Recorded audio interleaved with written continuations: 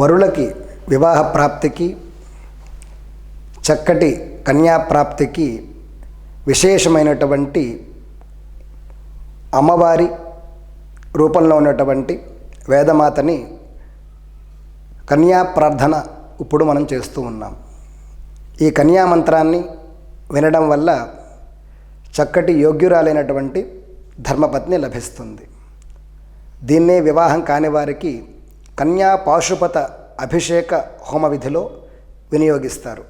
అథ కన్యా మంత్ర ఓం పావీరవి కన్యా చిత్రాయు సరస్వతి వీరపత్ని ధియంధాత్ జ్ఞాభిరచ్ఛిద్రగుం శరణగుం సజోషా దురాధర్షం గృణతే శర్మయుగుం సతు ఇష్టకన్యా ప్రాప్తిరస్తు తథాస్తు.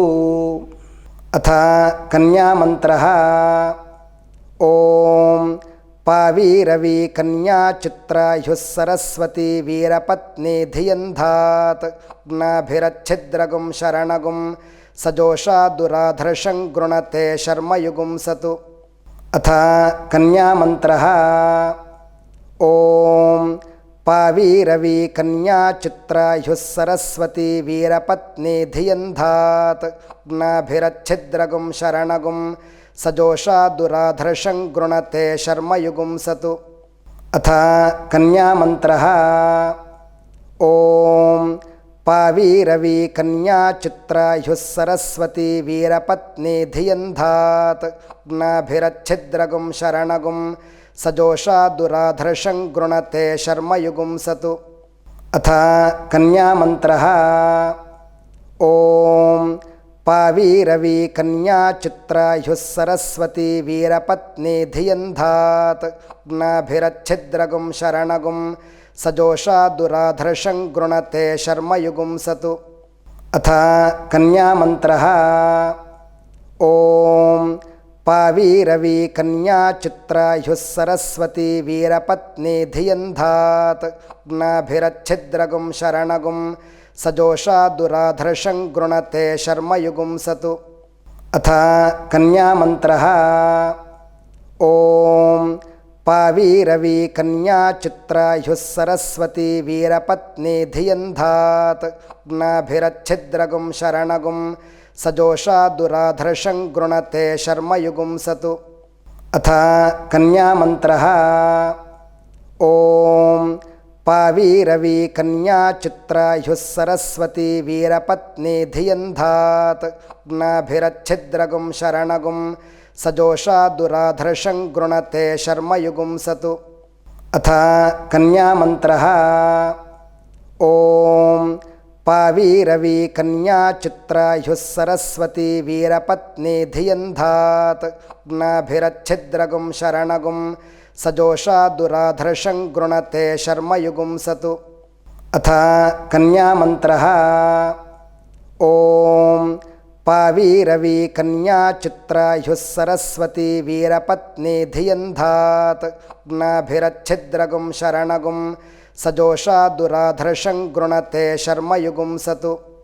అథ కన్యా మంత్ర ఓం పావీరవి కన్యా చిత్రాయు సరస్వతి వీరపత్ని ధియంధాత్ జ్ఞాభిరచ్ఛిద్రగుం శరణగుం సజోషా దురాధర్షం గృణతే శర్మయుగుం సతు. అథ కన్యా మంత్ర ఓం పావీరవి కన్యా చిత్రాయు సరస్వతి వీరపత్ని ధియంధాత్ జ్ఞాభిరచ్ఛిద్రగుం శరణగుం సజోషా దురాధర్షం గృణతే శర్మయుగుం సతు.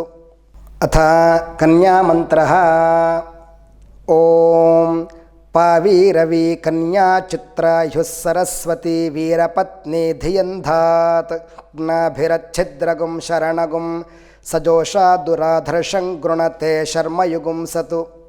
అథ కన్యా మంత్ర ఓం పావీరవి కన్యా చిత్రాయు సరస్వతి వీరపత్ని ధియంధాత్ జ్ఞాభిరచ్ఛిద్రగుం శరణగుం సజోషా దురాధర్షం గృణతే శర్మయుగుం సతు.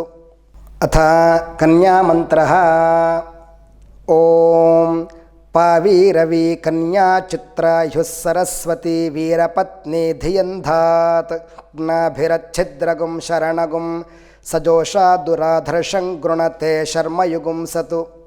अथ कन्यामन्त्रः। ॐ पावीरवी कन्या चित्रायुः सरस्वती वीरपत्नी धियन्धात् नाभिरच्छिद्रगुं शरणगुं सजोषा दुराधर्षं गृणते शर्मयुगुं सतु। अथ कन्यामन्त्रः। ॐ पावीरवी कन्या चित्रायुः सरस्वती वीरपत्नी धियन्धात् नाभिरच्छिद्रगुं शरणगुं सजोषा दुराधर्षं गृणते शर्मयुगुं सतु। अथ कन्यामन्त्रः। ॐ पावीरवी कन्या चित्रायुः सरस्वती वीरपत्नी धियन्धात् नाभिरच्छिद्रगुं शरणगुं सजोषा दुराधर्षं गृणते शर्मयुगुं सतु। अथ कन्यामन्त्रः। ॐ पावीरवी कन्या चित्रायुः सरस्वती वीरपत्नी धियन्धात् नाभिरच्छिद्रगुं शरणगुं सजोषा दुराधर्षं गृणते शर्मयुगुं सतु। अथ कन्यामन्त्रः। ॐ पावीरवी कन्या चित्रायुः सरस्वती वीरपत्नी धियन्धात् नाभिरच्छिद्रगुं शरणगुं सजोषा दुराधर्षं गृणते शर्मयुगुं सतु। अथ कन्यामन्त्रः। ॐ पावीरवी कन्या चित्रायुः सरस्वती वीरपत्नी धियन्धात् नाभिरच्छिद्रगुं शरणगुं सजोषा दुराधर्षं गृणते शर्मयुगुं सतु। अथ कन्यामन्त्रः।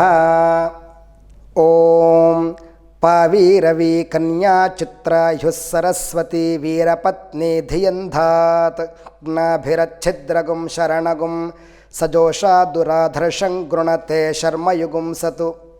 अथ कन्यामन्त्रः। ॐ पावीरवी कन्या चित्रायुः सरस्वती वीरपत्नी धियन्धात् नाभिरच्छिद्रगुं शरणगुं सजोषा दुराधर्षं गृणते शर्मयुगुं सतु। अथ कन्यामन्त्रः। ॐ पावीरवी कन्या चित्रायुः सरस्वती वीरपत्नी धियन्धात् नाभिरच्छिद्रगुं शरणगुं सजोषा दुराधर्षं गृणते शर्मयुगुं सतु। अथ कन्यामन्त्रः।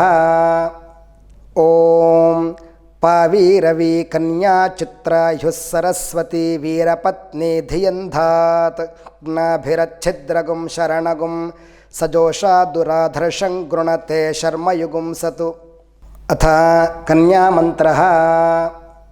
ॐ पावीरवी कन्या चित्रायुः सरस्वती वीरपत्नी धियन्धात् नाभिरच्छिद्रगुं शरणगुं सजोषा दुराधर्षं गृणते शर्मयुगुं सतु। अथ कन्यामन्त्रः। ॐ पावीरवी कन्या चित्रायुः सरस्वती वीरपत्नी धियन्धात् नाभिरच्छिद्रगुं शरणगुं सजोषा दुराधर्षं गृणते शर्मयुगुं सतु। अथ कन्यामन्त्रः। ॐ पावीरवी कन्या चित्रायुः सरस्वती वीरपत्नी धियन्धात् नाभिरच्छिद्रगुं शरणगुं सजोषा दुराधर्षं गृणते शर्मयुगुं सतु। इष्टकन्या प्राप्तिरस्तु। तथास्तु।